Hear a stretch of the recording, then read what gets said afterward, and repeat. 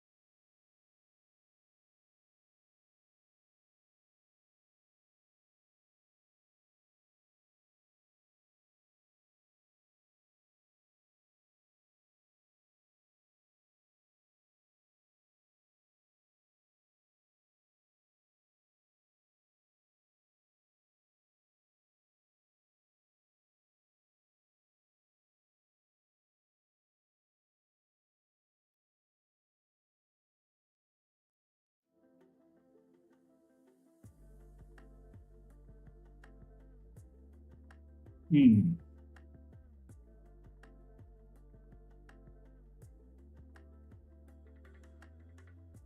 Morning, folks. Can you hear me okay?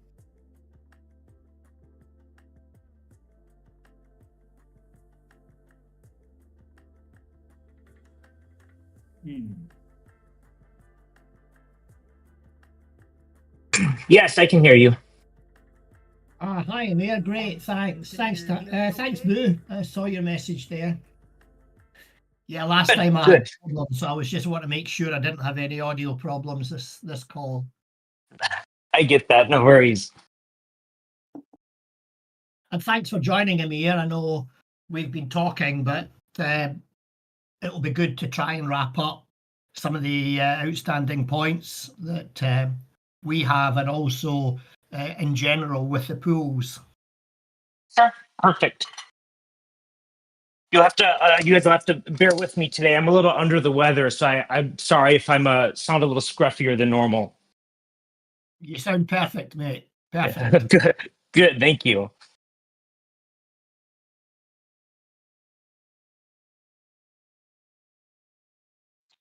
Have I got sound? Can you hear me? Hi, Tim. Yeah, Thanks, Ty. How are you? I'm good. Thanks. It's getting earlier and earlier for me. It's only 6 o'clock in the morning here. Sure. You can go back to bed, can't you? Yeah. Good day, gents. Hi, is that Mike? Yeah. How are you? Hi, Mike. Good. Thanks. Good to call. Good to speak. Hi, Mike. We lost Andrew. What's that? Can you guys hear me now? Yeah, we got you. There we go. All right. Oddly enough. Okay, we know Will's not going to make it. Matt, are we good with mic check? You good? I think so. Can you hear me? We can hear you, yeah. I just want to adjust mine to speaker here. Okay. Okay, we can hear everybody. Good. Mike, when you get a chance, do you want to get the recording bot going? Oh, lucky you. There we go. Good stuff. All right, well, let's kick things off. Welcome, everybody, to the reoccurring TELx Council meeting. Today is April 30th, 2025. And just before we get started, we'll just speak to kind of what the council is and the purpose of these meetings. So these meetings provide several critical functions to our governance. They provide transparency to our community. They create structure for our forum.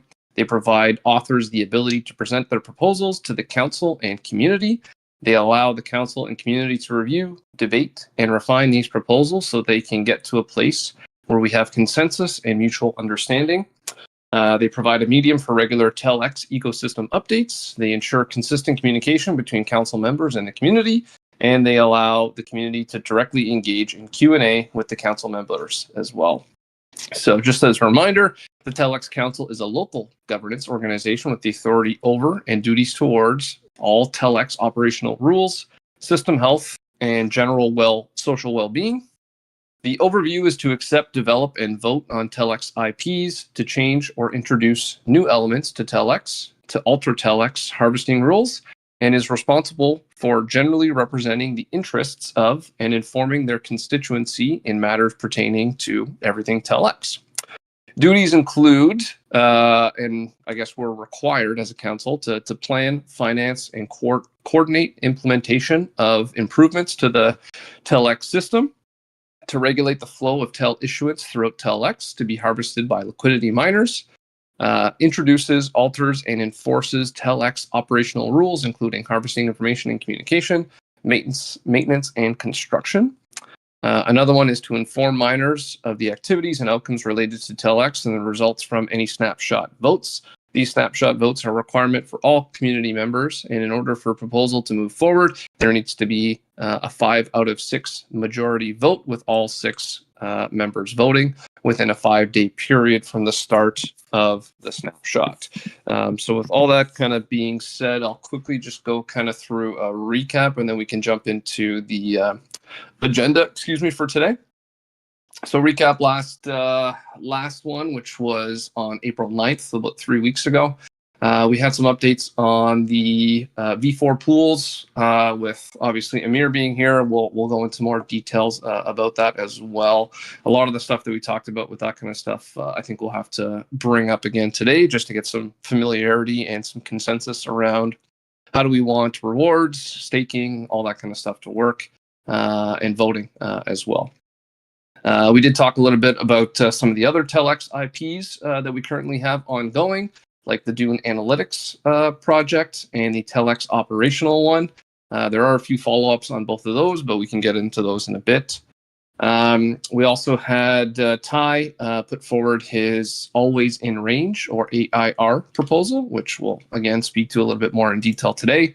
And then some digital cash pool updates. I see Mike posted around 1 o'clock, about an hour ago, a little bit of an update and a proposal for EMXN pool, Mexican, obviously, digital cash version.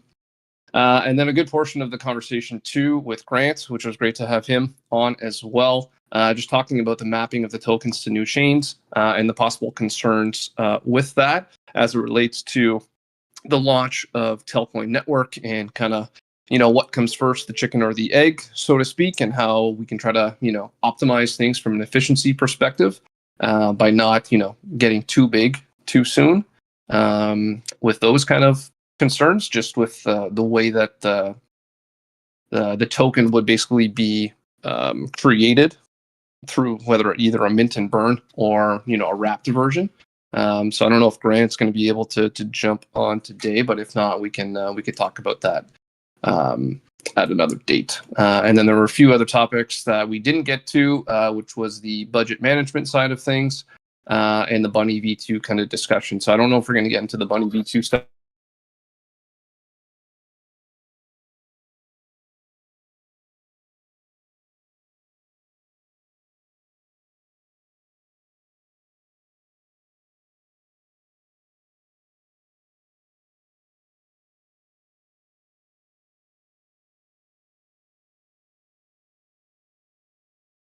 I can't hear you anymore, Andrew. I don't know if you can hear me. I was about to say the same thing. It went silent for me. Yeah. Yeah, I saw the whole thing went. When did I go silent? About 6.5 minutes ago. No, I'm kidding. Don't. You guys have been really patient then with me. Yeah, just about a minute ago. Yeah. Okay, I'll just go through the. The last thing I heard was Bunny V2. Okay, yeah, that was kind of Sorry. the end of the recap for last meeting anyway. So yeah, agenda-wise, TELx IP discussions, we'll obviously get some updates. Again, thanks, Samir, for being on. Talk about kind of 4 pools, poly base, update, staking, voting, all that kind of stuff. I've got a little update on Dune. I was hoping Grant was going to be on as well to talk about the operational wallet and just like the NFT controls and how that's going to work. Then we'll have Ty with a new proposal, the always in range, a little bit more details and clarity on that. Obviously, just posted to the TELx Council, chat in Discord as well. We have Mike that posted about the USDC Mexican pool. So we'll get him to speak to that as well, which it looks like it's going to be a new proposal as well, which ties into the other topics of discussion that we were going to talk about anyway, which is those digital cash pools. We'll chat a little bit about Tel and Arbitrum and kind of how we see that developing. Again, the token mapping to get an understanding from Grant's perspective on how we do that and how we push forward. And then we can chat a little bit more about budget management and how do we do that. And then we'll open it up to the community for a Q&A, and then just confirm that everybody's good for the next meetings. So I'll be quiet for a second, open up to the floor if anybody has any comments they want to get off the bat. If not, then we can maybe shift to Amir and Ty and talk about some updates on the V4 side of things. I think just a couple of time management things. Mike said he was only available for the first half hour, and Amir's got a hard 1 hour, I believe. So it's probably better if Mike goes first. Also, Beezy's just posted that we're live on X and YouTube, so he'll relay any messages via the comments from the wider community on those channels. Oh, okay. I had a little bit more time. I had my meeting canceled, so Okay. Yeah. Cool. Well, maybe let's start off with you, Mike, anyway, Sure. and Amir. I think they all kind of tie together, maybe, and tie part of your always in range kind of motion too, as we talk about these new V4 pools. We talk about hooks, like it's kind of a bigger kind of ecosystem conversation anyway that kind of ties in, a couple of these kind of proposals anyway. So, right. Yeah, I think there's the central component here is sort of like getting through the technical specifications and how close are we to that and to launching the already approved pools, and then we can dovetail into like making the proposal for the EMXN pool, because I think that's a high value item going into the summer, and so we can see what sort of our lift is to get all this stuff sort of shipped. Not if you have any more clarity on that, Amir, or if you feel like there's what are the dependencies now at this stage? Yeah, absolutely. In case anybody jumped on after I started speaking, I apologize. I'm a little sick today, so you'll have to bear with me. But my name's Amir. I'm not a member of the TELx Council, but the Platform Council, and I'm also a Telcoin employee. I've been jumping on a few of these meetings with regards to kind of essentially, in a sense, updating our pool infrastructure through TELx. One of the things I've been doing most of my investigations in is how the V4 pools differ from our current infrastructure, how we can update to those new pools and the benefits that they provide, as well as keeping whatever features that we currently have available. Maybe not backwards compatible, but we're not deprecating anything that we have existing.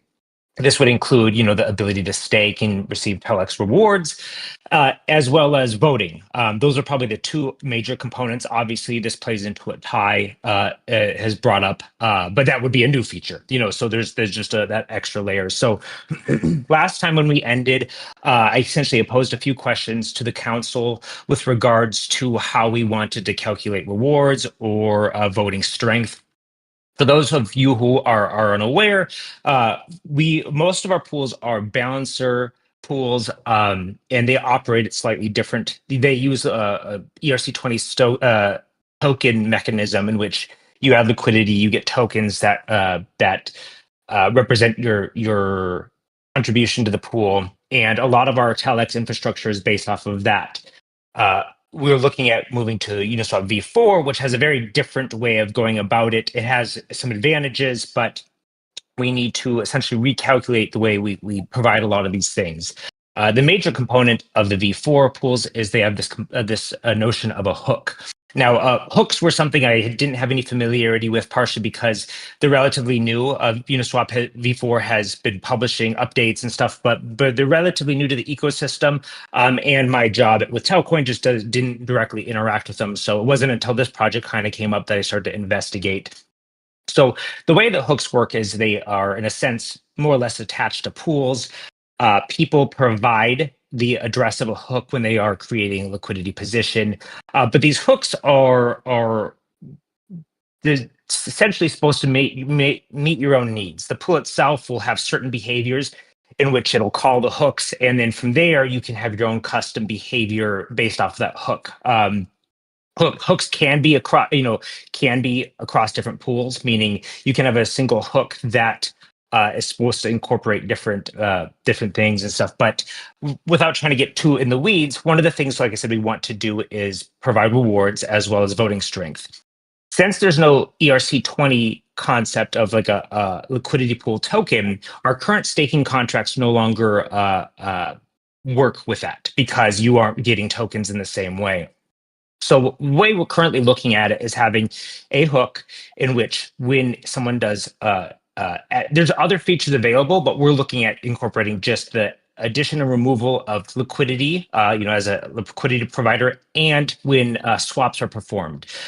One of the key features of this new liquidity position system is that you can stipulate a range in which your liquidity works. It helps centralize or keeps a healthier pool, but if the pool deviates from this, you're no longer accumulating rewards.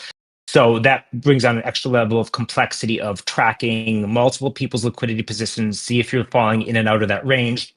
And currently, we're looking at a hybrid infrastructure in which we have on-chain mechanics in order to enforce or kind of track certain liquidity positions things, but we're also beginning doing a lot of off-chain scripting, and this is for a few different reasons. And some of this is new information, some of this is old, so I apologize if some of this is just the same, but I'm going to start transitioning to some of the newer stuff. So in our previous pools, the balancer pools that are on TELx, they will be proportion pools, which means it'll be like 80% TEL, 20%, whatever the other currency is.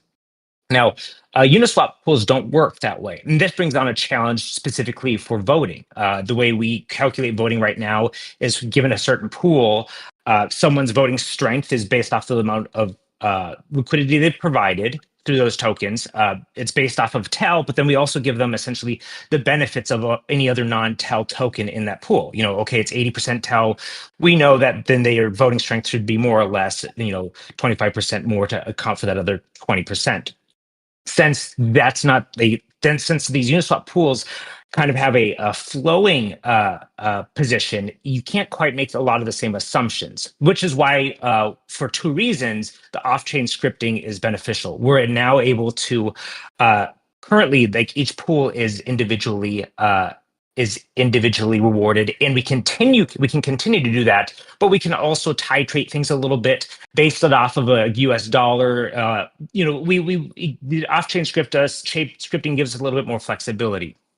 Now, the way it'll work is that when someone does one of these activities, add liquidity, swap, things like that, it essentially calls this contract. It emits an event that the off-chain script will pick up on. This script doesn't need to be running constantly. We'll get into Ty's error hook a little bit later, but this script for this specifically doesn't need to be running constantly. It's going to be designed to be able to run in periods. So it'll track people's positions, stuff like that. But the calculation of actually how much somebody should get at the end of the period, whether it's a week or whatever, will be calculated off-chain. Now, one of the downsides of this new system, and there's multiple reasons why this is the best approach, but one of the downsides of the new system is that previously, people were getting rewards on a per block basis. But a lot of the assumptions that we've been able to make in the past, we simply can't make with the new V4 pools. But once again, you give us a little extra more flexibility. So the hook itself will emit these events, off-chain scripts can pick up on, and then we can throw in rewards to a staking contract. But once again, the people don't actually have, one of the benefits is people don't have this extra step of staking. We're able to track who's been providing liquidity, as well as providing the hook as part of the values they're throwing in there. And then we can reward them in a way people can come and claim rewards. So if you were to look at the current TELx system, the way it works is we provide a link to a third party, in this case Balancer. You go put your rewards there, then you go to your MetaMask, you add those tokens, you go to back to TELx, you create an approval, then you have to stake your tokens, and then whenever you want to remove it, you remove it. The new system, unfortunately, like I said, you don't get rewards on the per block basis anymore, but a lot of the benefits is many of those steps are gone now. As long as you're providing liquidity through Uniswap, all that should be picked up both by the on-chain stuff and the off-chain stuff. So simply by creating a position with this hook, you don't have any other steps of having to, obviously you'll have to claim your tokens, because that's a mechanism we've decided upon. We wanted a claim system, so that way there's the tax implications. We don't have to, but that's just what we've decided to do for now. But it gives the benefits of people not having to navigate back to the site and do these approvals, doing the stake and things of that nature. So on top of that, their positions don't necessarily leave their wallet in the same way. So funds never have to leave your own possession stuff. So it's got a lot of benefits to it. There's a lot more small nuances that I'm happy to get into. But for now, I think that's a pretty comprehensive picture of what we're looking at. I just want to make two other points quickly, because these were things that I had posed as questions that the TELx Council has gotten back to me on. One was voting strength. Do we want people to have a voting strength even if their position is no longer necessarily in the right window? We've decided yes, but the other point is people should only get rewards when their position is in range. So just because you out of range, you don't necessarily have to worry about, oh shoot, I don't have any voting power anymore. But you do need to manage it and manage your position in these pools in order to continue, essentially you have to contribute to the pool in a sense to continue getting those rewards. So that's more or less what we've settled upon. I have created a skeleton version that hasn't gone through a lot of the testing that I need to do. And I still want to decide on how to break this up. The hook and the staking mechanism and voting mechanism could all be one contract, or it could be three separate contracts that talk to one another. This has pros and cons. Some of the benefits is gas efficiency, or by things all being together, versus the modularity and being able to update things might be better if you break it up separately. So that's something I'm going to test as I continue to develop it. The development of the hook or the on-chain contracts really won't take too much time. The off-chain stuff, such as just the rewards calculation, it's not going to take a tremendous amount of time, but a bit. But then also the air hook mechanism, which I'm happy to get into, but I'd rather Ty kind of talk about his part first. But that's the gist of it. If anybody wants to ask any questions or anything, I don't want to take up too much time, but that's more or less what we're looking at currently. I can jump. Go ahead, Ty. Yeah, go. Sorry, I was just going to jump in there. I think the council still has to validate the way the voting strength. I gave Emir an indication of how we were thinking in terms of the poll that was being done by Tim and also the general comments from the council. But I still think as a body we need to ratify this. Should voting include all liquidity that's in and out of range? I think that's just one point on the voting, just for transparency. The rewards, certainly, I think we're all in consensus. It should only be rewarded if the position is in range. But in terms of voting, there was still some discussion, and I know Will opposed the general idea, which was voting should only be in range, but he was willing to concede if the consensus said all liquidity. So I think we just need to ratify that for clarity, but I'm happy with Emir's summary so far. And that's fair. A lot of what I've discussed, I have enough to. It's not like changes can't come along, right? We need to be at a steady state before we get to an actual audit of the smart contract. However, I have more than enough to finish up the smart contract itself. If changes happen, they happen, but I have more enough to finish that and at least get started on the off-chain thing, off-chain side, and that is that so if changes happen, it's not a big deal. One other thing that I just like to mention, it's like I said, it's kind of a negative, but it has some positives for the voting. The easiest slash more accurate way of going about it is voting. Essentially, voting weight will be, and part of this is because I said that the value of different pools can go up and down. Right now, everything's been kind of we can't do that in the same way anymore, just because of the way V4 contracts work. But so we'll kind of have like an attestation period in which people's voting strength and stuff like that can be published prior to a vote. I can get into this. Like I said, it has some positive and negatives. The negative is that it's essentially it'd be predetermined slightly before the vote starts. That said, that's similar to how votes work today. Once the vote starts, you can't really change your liquidity positions, anything like that. However, it does give us more flexibility going forwards in the future, as far as if we wanted to weight things different, such as like if we wanted to weight people's voting strength based off of time of staking and stuff, that's something we can update. There's a handful of small benefits too. So it's got like that one downside, but I kind of digress from your last comment. The point is I have more than enough to get started and make a lot of this stuff. And at that point, that the voting side, I think we're at a good enough state where I don't have to worry too much. And if that comes to change, it's not a terrible thing to change. Good to know. Okay. Ty, based on your point, maybe it's good to just do a quick roll call and see if anybody has any opposition to what we're saying.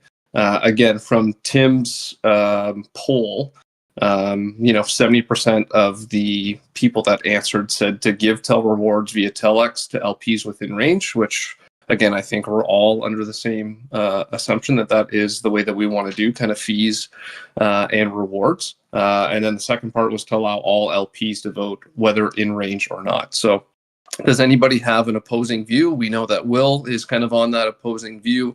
I think, Mike, you had slightly mentioned you can kind of go either way on that. So I just wanted you guys to maybe weigh in and provide your feedback. Tim, I see that you're open with your mic. Maybe just give us your feedback on where you're at with it, and then we can move to Mike and Matt and try to get some consensus here. So Amir has a little bit of a better understanding of which way and which direction to go. Yeah, thanks, Andrew. Yeah, I'm definitely in the camp of what we've decided, and the majority of the people who've been polled. So yeah, it's the rewards within range and voting for everyone. Okay, thank you, sir. Mike?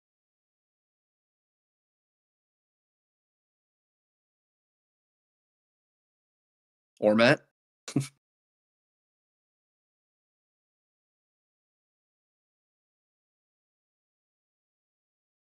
Hey, I'm still playing catch up on a number of fronts as I'm understanding how these what the proposal looks like. So I don't have an opinion one way or the other at the moment. I'm still, like I said, still trying to play catch up. I've been out a few weeks on some things, so no comment from me yet.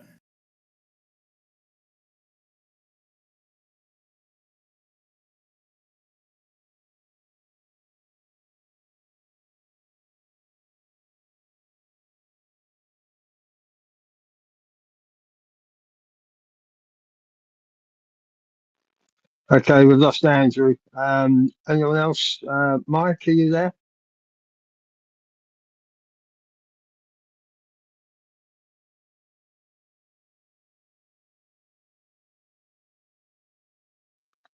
Ty, have you got your ears on? Yeah, I can hear everybody. Yeah, Andrew's dropped off the call. I think just to progress this then, rather than just have dead air. The feeling is, until there's any strong opposition, then Amir just works on the assumption that voting should be in range, and voting should be all liquidity and rewards are in range. And at least he can get started. And as he said, if there's any change to that, then he'll let us. We can alter it, and he can change it. One point that I do think is relevant to this, Amir, is there is some confusion as to how many hooks you can have on a pool. Now, I understand, and it's very clear, that you can only attach one hook address per position, but can there be multiple hooks available for any one pool? Yeah, so that's a great question. So a little bit of background to everybody. Ty and I have talked about this a handful of times. And like I said, this is a new topic for me. I really didn't get into hooks until probably a month or two ago. So my understanding has been the clarity on the subject, both through my discussions with Ty as well as my own research into it has really developed my understanding. So Ty has thrown a few emails my way the last few weeks, and I've not been able to respond to him. So some of this is probably new to you too as well, Ty. So I just I hope this helps a lot. So my original understanding, I think the way I described things is there was kind of like an attachment relationship where like this thing has to be with this thing, whether it's the pool or position. So just kind of like we'll start fresh. The way it works is essentially, we'll say a pool or something is created. And when someone is providing liquidity, they can attach a hook to their position. And if that's like, it's almost as if like a hook, think of it almost as if like your position is also kind of like a pool, not to make it a little too confusing, but so if any pool can technically have more than one hook, so long as there's still only the one position to one hook relationship. However, a single individual can have more than one position. So somebody could technically have two different positions from the same address. Each position can only have one hook, but that hook could be different for the same pool. And that's one of the things that I needed some clarity on, not something that I had full understanding of when we started this. The way there's a little bit of the way they do it is very interesting, but it dissociates the concept of a pool a little bit and just talks about liquidity kind of in a more general sense. So it's still easier to abstract and think of a pool as just a regular pool, but it truly is a very different complex system than we're used to. So the short answer to your question is that a pool can have more than one hook. A position can only have one hook. A given individual can have more than one position. So right now we're looking at creating one hook, but a given hook can also work for more than one pool. And I get how that's confusing, right?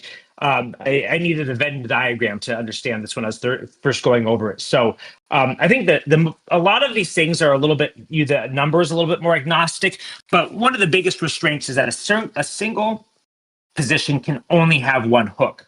Everything else is kind of a one to many relationship, but that's the one-to-one relationship. So, I'm happy to. I will as I go forwards, as I finish writing the code for at least the smart contract, I'm going to be accompanying it with some diagrams, and hopefully that will add some clarity. I know it's hard to visualize things on a call and stuff, so I hope that answers your question, but just know that I'll provide a better, more stringent diagram of exactly how these relationships work. It's just part of the normal engineering process. I'll create like a UML diagram. It shows how they interact with one another, as well as where we can introduce future features or where we can utilize existing features. When I say existing, I mean like this next generation, and incorporate some of that. Does that answer your question? I can also just do the cliff notes if that was a lot all at once. No, that clarifies it for me. I'll give everybody else a chance to speak if they may have questions on that. Yeah, sorry I had to jump off, guys. I just wanted to get some clarity. So the hook, Amir, that you're kind of working on now, is that more specific to just the voting? Well, so that's one of the. Oh, sorry. Go ahead. No. Go ahead. I just want to understand like what's going to be involved in the hook that you're kind of working on developing right now. Because based on what you said, we could have multiple hooks per pool, but only one hook per position. So like I just want to understand like when that hook goes in, and if that hook is associated to people voting, then essentially like that should be the focus. Like we obviously want more people to be voting as much as possible, so that's like almost like an automatic. But like, can that voting aspect be connected potentially with what Ty is proposing with that AIR hook? Well, so the one of the design decisions I'm still making is how modular do we want to make it? We can create a hook that all it does is emit event for the off-chain infrastructure to read from it, and that's the only thing it does. Also, we'll have the staking component where people can claim from their funds, and we'll also have the voting component. All these can be one, and all these things can be separate, and that's a design decision that I still want to make. What my guess is, the hook will probably be separate, and then the voting / staking portion will be together. And the reason is because the hooks are supposed to be a little bit more lightweight, easily updatable, things like that, versus and it's supposed to contain, or not, doesn't supposed to, but I'd like to create a version in which there's no storage. The reason why I want to make a version where there's no storage associated with it is because updating, if we like want to stick one of these things behind a proxy, for example, like the staking contract, I shouldn't say staking because no one's actually staking it anymore, but the rewards contract that holds funds, maybe you want to put some security features around it, stick behind a proxy in case a vulnerability is found. The hook is a little bit more lightweight. It's not going to have any storage. It's not going to have the same attack vectors. So my guess is there's going to be a voting / rewards contract. And this is going to kind of this is where the off-chain script speaks to the blockchain in a sense. That's where we're updating certain things with regards to how much rewards people have and stuff. So I think it's probably going to be split up into those two components. I haven't finished writing in it. So sometimes, midway you start to think, okay, you know what, this is a better design. That's where I believe we're going to go with it though. Now, that said, and I hope I'm trying not to digress too much. The hooks are designed in a way in which you can use them for multiple pools if you'd like. So it takes, whenever they're called by a pool, they provide the pool. It's called pool index. Essentially, is what contract is reaching out to me right now. What is who's touching base with me, and it can pass that along to other features. So it can be used in multiple ways. If you want it to be for a single pool, that's fine. If you want it to be multi-pool, that's fine. If we wanted two different, I doubt we're going to want a situation in which we have multiple hooks for a given pool, but we could do that if we wanted to do something. But I think that's part of the reason why I want to isolate the staking versus voting portion, so that we're not looking at multiple hooks for the same pool. It's just the same flow. If someone's contributing to it, everything's updated there. And a lot of that more stringent stuff we can do off chain, because we don't necessarily do an audit every single time we would like to adjust something. Okay. But can I just walk through the process just to make sure I'm understanding it properly? So I put a position into Uniswap V4 pool. Are you saying that by creating this, let's call it, like you said, a rewards contract, by staking my NFT in this rewards contract, that is going to trigger like the off-chain script, however often we do it, to calculate the fees and rewards and voting power? Like that, we can technically do that via a smart contract. It doesn't necessarily have to be done via a hook. Am I understanding that correctly? Close. So essentially, when someone creates a position, the position is, you could say, more or less used. The hook has a reaction. That in this case, that reaction is what the off-chain the off-chain script reads from. It says, okay, I see that reaction. I see that somebody added liquidity. I see that somebody did a swap. So that's one component of it. I also want to have it, and this isn't necessary, but it will help things. I want to have it call a separate contract, which is the rewards contract. And the reason for that is we won't really need that NFT staking portion. There's not really going to be that aspect of it. The hook is just going to call this other contract and update certain values so that the off-chain also has access to certain information and is able to query at a certain block certain information better. Does that answer your question? But it leads to more follow-up questions for sure. Sure. I Can was just going to say, I just jump in there? yeah, go ahead, Zach. Sure. So I think where I thought Andrew was going here was where I'd like to ask a question from someone who's quite simple like me.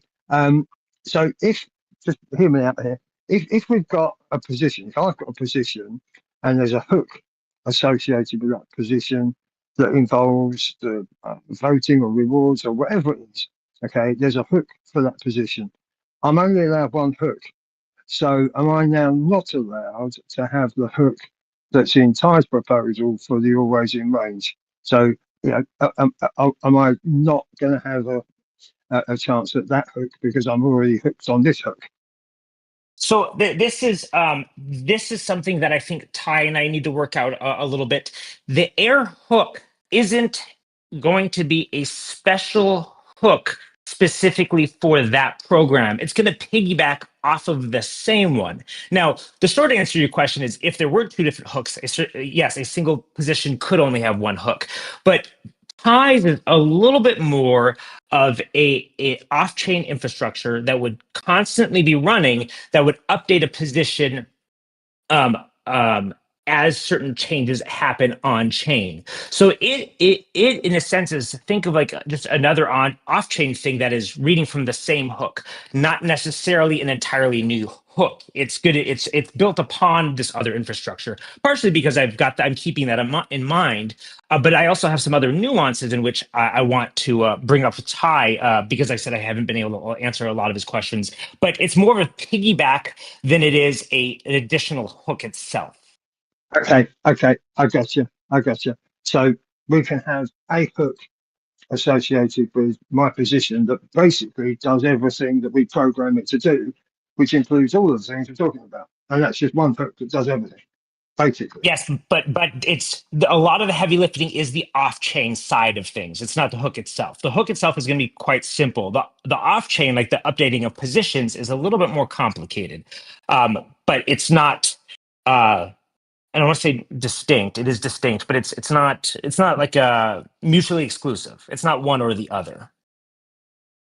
So from that perspective too, I'm just concerned that if people want to do it, like if we do implement the AIR proposal from Ty, and people want to, or some people don't, how do they have that functionality if there's only one hook? You essentially have to subscribe to the hook in order to get into the pool, by the sounds of it. And if that's all connected into one, we're not really providing a lot of optionality. But like, I know we've talked almost like 40 minutes on this. Like, I'm thinking maybe Amir, we try to have a call outside of these meetings to try to understand it a little bit more, and maybe try to get a little bit more people involved from the council, just so that we have a better full understanding maybe in the next week or two. Like, I know just timing wise, people have other things going on too, and some other stuff on the agenda that we wanted to touch base on. So I don't know, like, where's everybody heads out with that? If we try to maybe just kind of postpone this conversation until we can kind of book a meeting. But yeah, that's a great idea. Yeah, that's a great idea.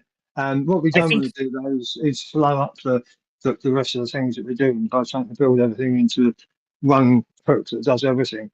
If Amir can, continue to get moving on, as you said, the off-chain stuff, however that works, and then we adjust the hook stuff later. Yeah, fine. Yeah, I completely agree. I think there might be some misunderstandings on exactly how the hook is going to be used or can be used. So I'd love to, maybe just the council and I can have a discussion, and I can explain it a little bit better, and then you guys can understand, like, okay, is this something we want to pursue or whatever? Just so there's no misunderstanding on exactly its role. Yeah, no, I think that'd be good. I think let's try to. I was going back and forth with Leo to try to get the TELx Council like group email working, because I know it's not working right now.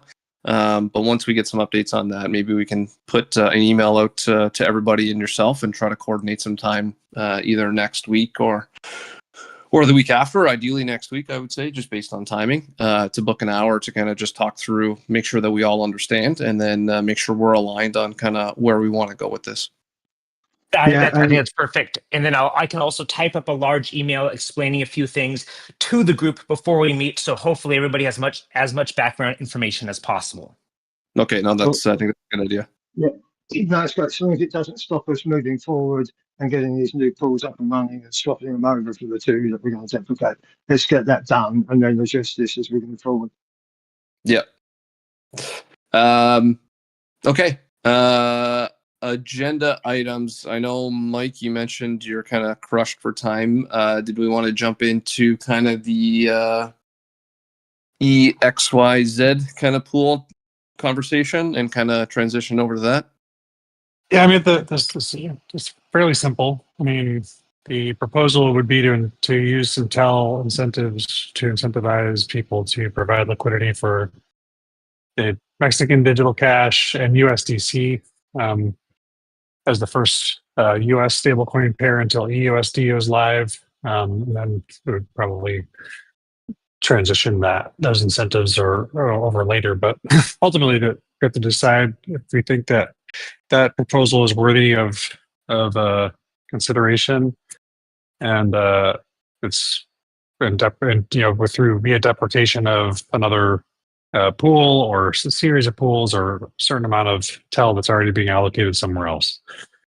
Okay, and I'm assuming this would be on Polygon for now. This would be on Polygon for now, yes. Which is sort of, it's obviously not the end game, but it's like it's a transition. The interim game. Yep. Yeah, an interim like digital cash pool on Polygon while Telcoin network ramps up. So if that makes sense. Yeah, no, it does. Okay, I apologize. I haven't had time to fully read through it. I'm just kind of looking through it now.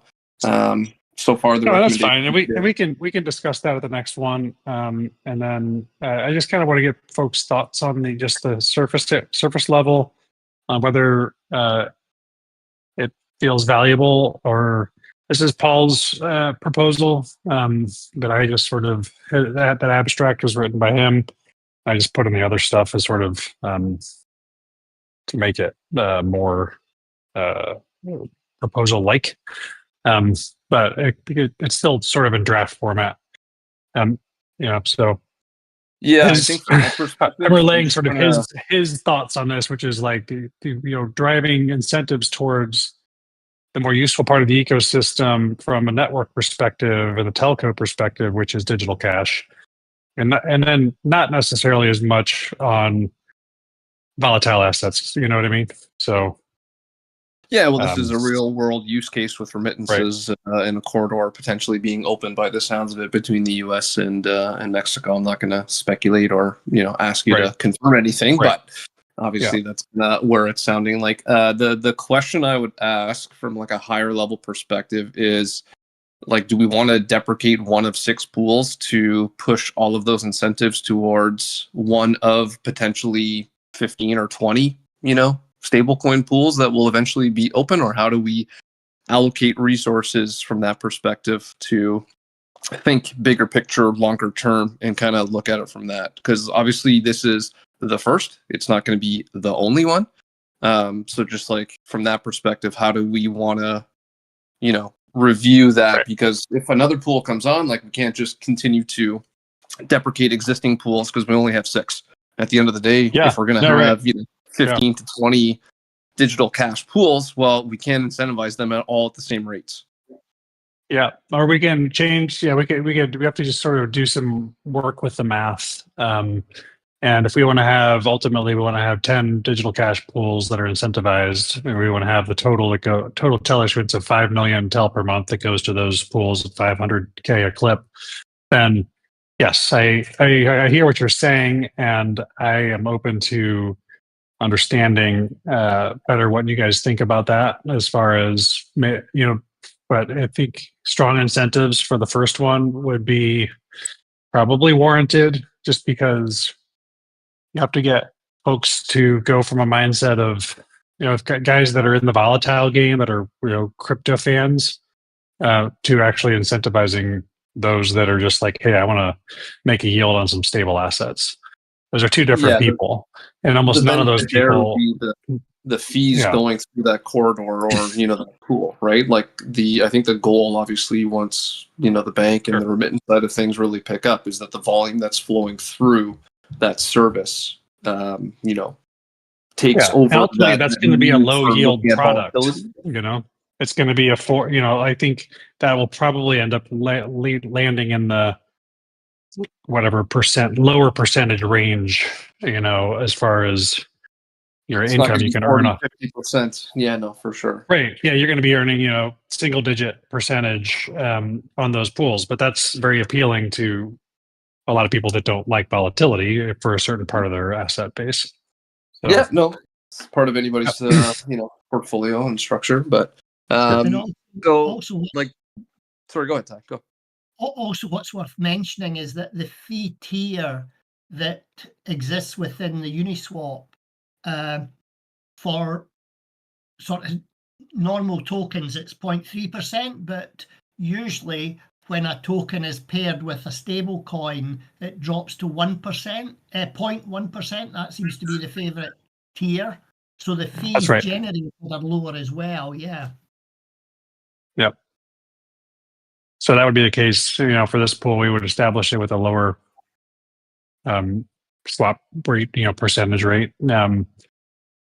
So Mike, this is obviously tied to the Telcoin app, Telcoin Bank, Telcoin Holdings, right? Right. I'm just trying to think, are we getting any insight from them on kind of what other potential pools we need and when? I don't know if we transition, the full 2.8, 2.7, TEL per 30 days to this, initial pool. And then once the next one comes, we just divide it by 2. I just want to think about that's a good point. That needs further clarification. Because the pool is not the entire swap, there will be some of the swap will be, for going from USDC to EMXN will be going through Nerex. And then, where there's better liquidity or better mid-market rates through the Uniswap pool, that'll be routed through that pool. So it's a complicated formula in my mind, but we could probably get some better clarity on that before we put this proposal up for a vote. Okay. Does anybody else have any thoughts around that?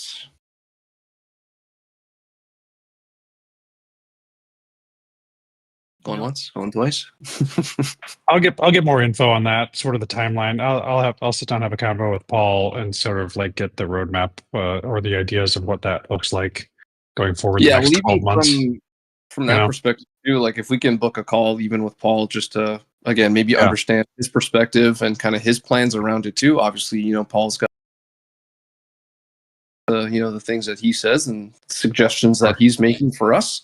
So I think it'd be nice to, not that I want to, book meetings for everybody with all this stuff, but obviously these are bigger picture things in my head that, deserve a little bit more time than, bunching it all into, a 1-hour meeting kind of thing. So ideally it'd be nice to kind of book a meeting with Paul to understand his side of things and kind of where things are going. Just from a bigger picture perspective, because obviously as a one-off, this is simple and easy, but like I said, for me, if we're going to have 10 to 15 of these digital cash pools paired with USDC, how do we allocate resources towards that? Sure. Yeah, no, I get it. Let's get more info. Sounds good. Okay. Other topics. I'll give a quick update on the Dune Analytics side. I got a meeting with Leo booked for Friday morning, 10 a.m. Eastern time. I don't know if anybody else is going to be able to make it or not, but we're just going to go through some stuff on that perspective and see how things are going. and then just provide some updates on kind of what I'm thinking about where I'd like to see things on a little bit more of an individual pool basis as opposed to a holistic kind of TELx ecosystem perspective. We did say on the agenda we want to talk about operational wallets as well. We know that the operational wallet was created. The 10 million TEL was funded from the year 2 budget. It's just the TAO is going to have control over it for now until they figure out how the control is going to work with the council NFTs, and just so that we can have that multi-sig portion of it going. Okay. We talked about digital cash pools already. I think we're okay there. We loosely talked about TEL being on Arbitrum, and that's being mapped and ready to go. Did we want to look at incentivizing any liquidity on that chain as well? I'll open it up to comments on that one.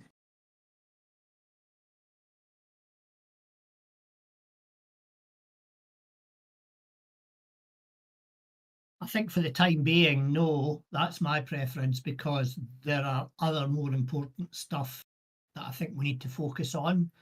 I think we've got enough eggs in our basket at the moment, rather than exploring another chain and another pool incentivization. It's just complicating things. That's my feeling. Yeah, no, that's fair. Maybe let's try to finalize what's going on with these V4 pools, get those kind of up and running, make sure that they're running fluidly and without any issues, and then get all these hooks and everything that Amir's working on together. I'm perfectly fine with kind of waiting. I'm just, the fact that we have it mapped now at least provides us the opportunity to do that. But okay. Anybody else any comment on that? No, agreed. Let's get done the ones that we said we were going to get done, see how they run, and then we can take a decision further down the road. Okay, sounds good. Ty, did you want to touch base on the budget management side of things, or do we want to try to push that maybe for the next meeting? Yeah, I just, while I've got Amir though, I just want to go back on one point, which is the cost. The non-optional stuff in my mind are the rewards and the voting development, because that's not really optional. We have to provide that, otherwise we're not fulfilling the obligations of TELx. So the cost in developing those hooks, is that having to be totally borne by the TELx budget, or is it part of a wider budget? And then the second point to that question is the air hook. You've kind of, Amir, and this is directed at Amir, you've indicated it would be about a week worth of extra work to implement the air hook if it goes, if it gets proposed and passed. That's roughly 40 hours. That's roughly, in my mind, 1 million TEL is a good stab at a budget. I know TEL's currently dropped, so it's less than 1 million TEL currently. But if we allocated, in my mind, 1 million TEL for the development, would that be a good estimate to cover the cost of the air proposal? So there's two parts to that. Who's covering the cost for all the stuff that's non-optional, providing voting and rewards incentivization, and then the other part is the cost explicitly for the non-optional stuff, which is more the AIR proposal. Well, so by far the most expensive thing is the audit itself. In that, what as far as I'm no money manager. As far as my understanding goes, is that the cost of the audit would be completely on the TELx Council. But I'm no expert in that. But that would also mean the provider that we get the audit done with would be up to you guys' decision making also. I know Telcoin has used a few different providers in the past, and I can give personal recommendations of ones that I've used. But how much, if the Telcoin, if TELx wants to go to the association, go to a different organization, ask for supplementary funds for whatever reasons, I think that's fine. From my understanding, though, is the cost of the audit, which, like I said, is by far the largest portion of it, would be would have to be handled by TELx. And that's not reimbursing anybody within the Telcoin community. That's 100% going to whatever the audit company is. So they create their own pricing, things of that nature, and they're not cheap. They're talking about a couple tens of thousands of dollars. So they're not small cookies.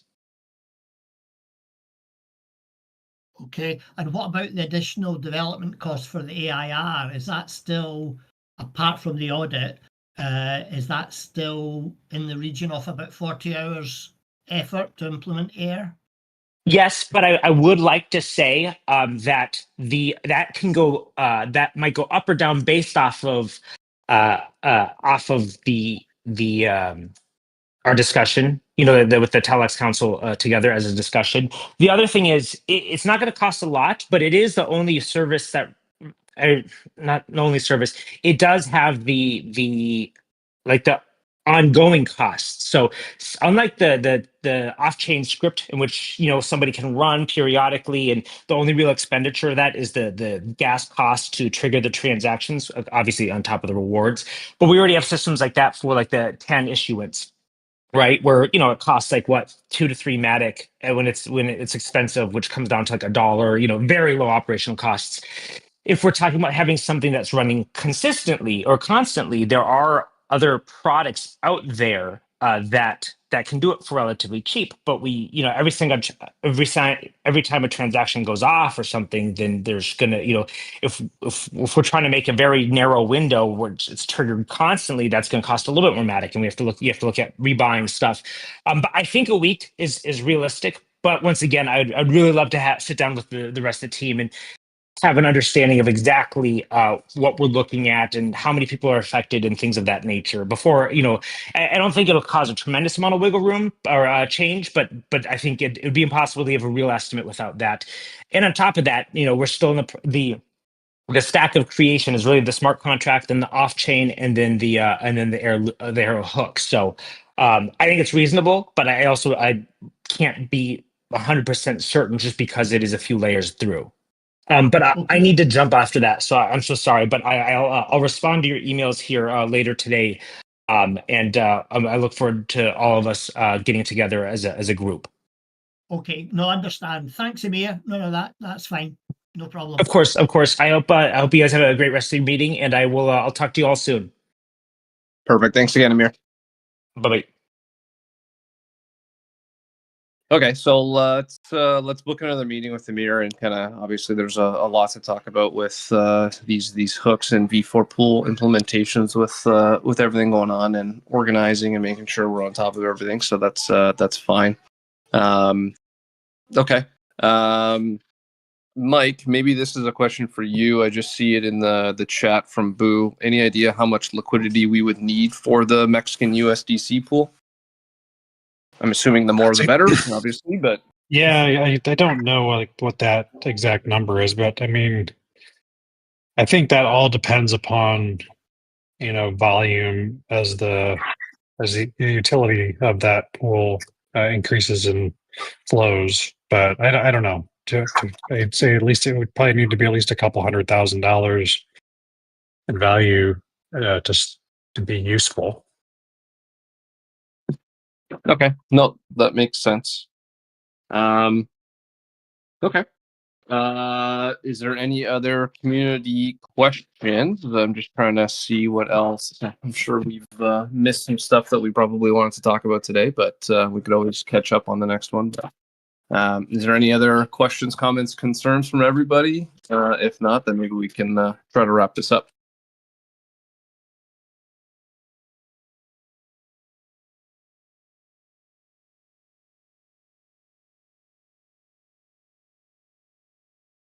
Did we answer all of Boo's points that he posted earlier in the chat? Not in the comments, but on the council thread?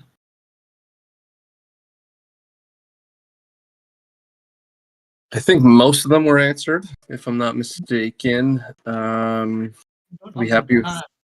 Yeah, I'm looking at it now. Oh yeah, in terms of how often we want the script to run, I guess again that'll be maybe more of a conversation when we have with the mirror, just to understand from that perspective what's involved and if it's a manual versus a bot kind of doing it. Like ideally, maybe we kind of do it daily. No, Boo's just responded on the chat saying he's happy, so that's good. No, but value your input, Boo. You're very active on this, so thanks for Yes, again. always appreciated. Okay. Looks like we're losing a few people here. Okay. Is there anything else anybody wants to bring up, or we can kind of conclude this one? No, okay. So 2 weeks time. Yeah. Next one currently scheduled for May 14th at 2 p.m. Eastern time again. But obviously we'll be in talks probably in the next day or two just to try to coordinate a time to meet up with Amir and get a little bit more understanding on the V4 stuff and take it from there. Yeah, I think that's really important because there is such a lot of new complexity getting added that we really need to keep on top of that. So, well, especially with the transition, essentially, what it seems like from Balancer to Uniswap, right? So this is one of those key pivotal things that we need to hone in on as we start making those transitions. yeah, yeah, definitely. Okay, good. Good. Okay. Seems like things are good. We'll shut it down for now, and we'll touch base either Telegram, Discord, or X in the next couple days, gentlemen. Cool. Cheers, guys.